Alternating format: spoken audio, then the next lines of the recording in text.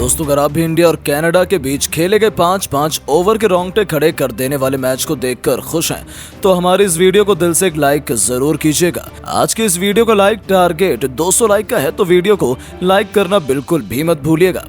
दोस्तों, बारिश के बाद जब 5-5 ओवर के घमासान में आमने सामने आई इंडिया और कनाडा, तब रोहित के साथ मिल पंत और सूर्या ने मचाया ऐसा कोहराम। रोंगटे खड़े कर देने वाले मुकाबले में थर थर कांपा है पूरा क्रिकेट जगत। तो आखिर बारिश के बाद फ्लोरिडा के मैदान पर किसका लहराया परचम? कनाडा के दिए हुए 93 रनों के लक्ष्य का पीछा करते हुए क्या टीम इंडिया मार गई ये बाजी? अंतिम गेंद तक खेले गए इस दिल दहला देने वाले मुकाबले में क्या पंत और सूर्या की जोड़ी ने बचाई है भारत की लाज? इसकी पूरी रोमांचक हाईलाइट तो हम आपको दिखाएंगे ही, लेकिन उससे पहले आपको क्या लगता है, टीम इंडिया क्या इस बार T20 वर्ल्ड कप की चैंपियन बनेगी? अपनी कीमती राय नीचे कमेंट बॉक्स में जरूर बताइएगा। दोस्तों, जैसा कि आप सभी जानते ही हैं कि टीम इंडिया जहां पहले ही टॉप 8 में क्वालिफाई कर चुकी है, तो वहीं लीग स्टेज का अपना अंतिम मैच खेलने के लिए वो कनाडा के खिलाफ फ्लोरिडा के मैदान पर उतरे थे। लेकिन बारिश के कहर के चलते 8 बजे से शुरू होने वाला यह मुकाबला रात 9 बजे तक भी शुरू नहीं किया जा सका।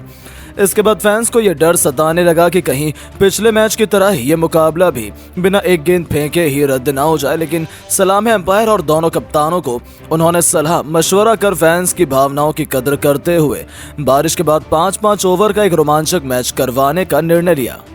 जी हां दोस्तों, मैच को मात्र 5-5 ओवर का करवाया गया, जहां इस मुकाबले में कनाडा के कप्तान साद बिन जफर ने पहले बल्लेबाजी करने का फैसला चुना और कनाडा के लिए पहले बल्लेबाजी करने के लिए खुद एरॉन जॉनसन के साथ नवनीत धालीवाल उतरे।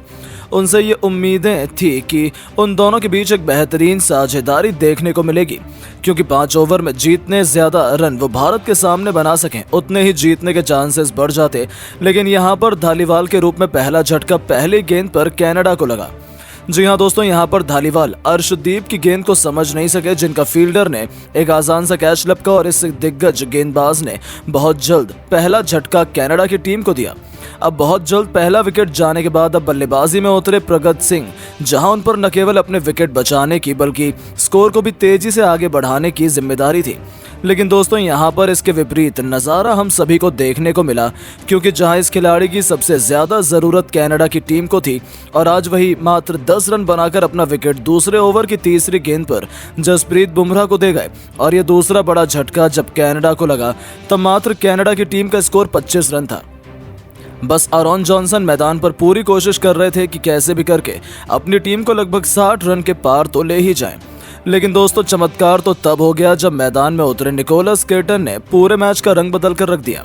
जी हाँ दोस्तों, मात्र 3 ओवर बचे हुए थे और यहाँ पर कार्टन ने आते ही पहले 4 गेंद पर 20 रन बटोरकर अपने इरादे जाहिर कर दिए कि वो आखिरकार मैदान पर करने के आए हैं। और फिर उनका साथ निभाते हुए एरॉन जॉनसन भी कहाँ रुकने वाले थे, जहां अब इन दोनों ने साथ मिलकर 40 रन की साझेदारी तो मात्र 10 गेंद में कर डाली। इस बीच निकोलस ने बाउंड्री के पार चौके छक्के इस कदर लगाए कि मानो उनके लिए तो ये बच्चों का खेल हो। और इस बीच देखते ही देखते यहाँ कनाडा का स्कोर 65 रन के पार पहुंच चुका था। और दोस्तों, यहाँ पर भारत के कप्तान रोहित शर्मा पूरी कोशिश कर रहे थे कि कैसे करके इन दोनों का विकेट लिया जाए, लेकिन ना ही जॉनसन और ना ही निकोलस केटन आउट होने का नाम ले रहे थे। और इसी के साथ कनाडा की टीम ने पहले 5 ओवर में बल्लेबाजी करते हुए भारत के सामने 93 रन जड़ डाले और 94 रनों का लक्ष्य भारत की टीम को मिला। हालांकि दोस्तों, एक समय तो ऐसा था कि कनाडा की टीम इस मुकाबले में ज्यादा से ज्यादा 50 रन भी नहीं बना पाएगी। लेकिन निकोलस केटन ने मैदान में उतरकर 40 रनों की जब विस्फोटक पारी खेली, तब पूरा मैच कनाडा की तरफ शिफ्ट हो गया और दूसरी तरफ जॉनसन ने भी 25 रन जड़ डाले। और आपको जानकर हैरानी होगी कि कोई भी भारतीय गेंदबाज इनका बाल भी बांका नहीं कर पाए। इसका नतीजा था कि अब भारत के सामने इस मुकाबले में लक्ष्य था 89 रन का। हालांकि हर कोई जानता है कि कनाडा की टीम को यह मुकाबला जीतना कितना ही जरूरी था और भारत की टीम ने भी इसी बात का अंदाजा लगा लिया था कि कनाडा को यहां से हराकर अब उनको बैकफुट में तो ढकेलेंगे ही। कप्तान रोहित शर्मा के साथ खुद किंग कोहली को भेज दिया और भारतीय टीम जब इस मैदान पर बल्लेबाजी करने के लिए उतरी, तो आते ही दोनों दिग्गज बल्लेबाजों ने पहले ओवर में गेंदबाज को आड़े हाथों लिया, जहां पहले गेंद पर छक्का जड़ देने के बाद बाद रोहित कहां रुकने वाले थे। उन्होंने अगली 2 गेंदों पर भी 2 छक्के लगाकर इस मैच में 3 गेंद पर ही 18 रन बटोर लिए थे।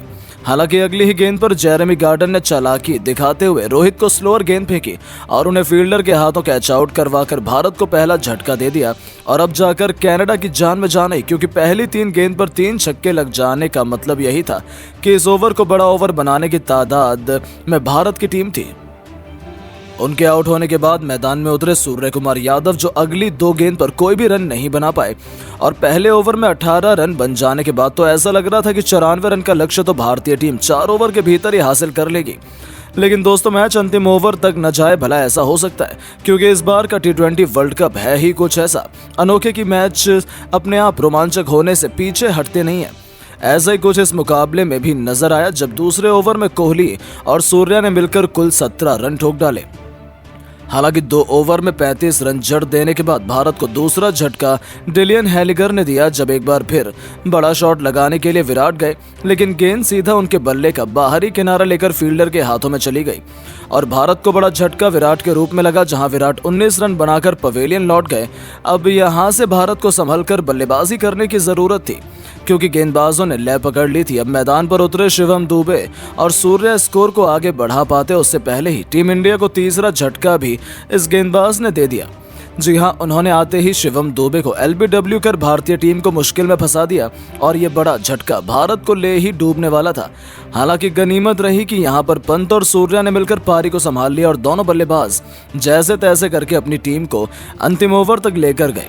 और अब मुकाबले को जीतने के लिए भारत को 6 गेंद पर 22 रन की दरकार थी और लास्ट ओवर करवाने के लिए खुद कनाडा के कप्तान साद बिन जफर आए थे। और पहली गेंद पर सूर्या ने तो छक्का जड़कर इस गेंदबाज का स्वागत किया। अब 5 गेंद पर जीतने के लिए मात्र 16 रन चाहिए थे। अगली गेंद पर सूर्या से मिस हो जाती है और तीसरी गेंद पर सूर्या ने सिंगल लेकर सारी जिम्मेदारी ऋषभ पंत को थमा दी।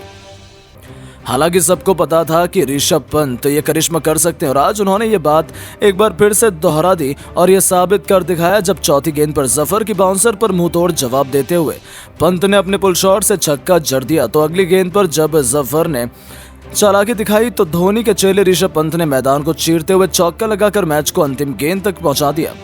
अब यहां से मैच जीतने के लिए भारत को मात्र 5 रन चाहिए थे। एक बॉल पर साद बिन जफर ने यहां पर एक कातिलाना यॉर्कर मारी।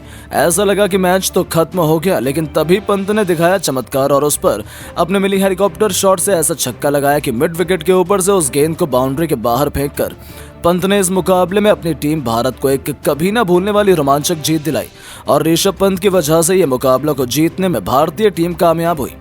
इसके बाद तो पूरी दुनिया ऋषभ पंत को सलाम कर रही है। आखिर हो भी क्यों ना, जिस तरीके से इस खिलाड़ी ने मैदान में जलवा दिखाते हुए मैच को समाप्त किया।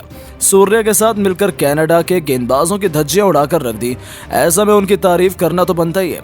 लेकिन दोस्तों, अब आपको रोंगटे खड़े कर देने वाले कांटे का मुकाबला देखने के बाद आपको क्या लगता है कि टीम इंडिया इस बार T20 वर्ल्ड कप का चैंपियन बन पाएगी या नहीं? अपनी कीमती राय नीचे कमेंट बॉक्स में जरूर दें और ऐसी शानदार खबरों के लिए चैनल को सब्सक्राइब जरूर करें। धन्यवाद।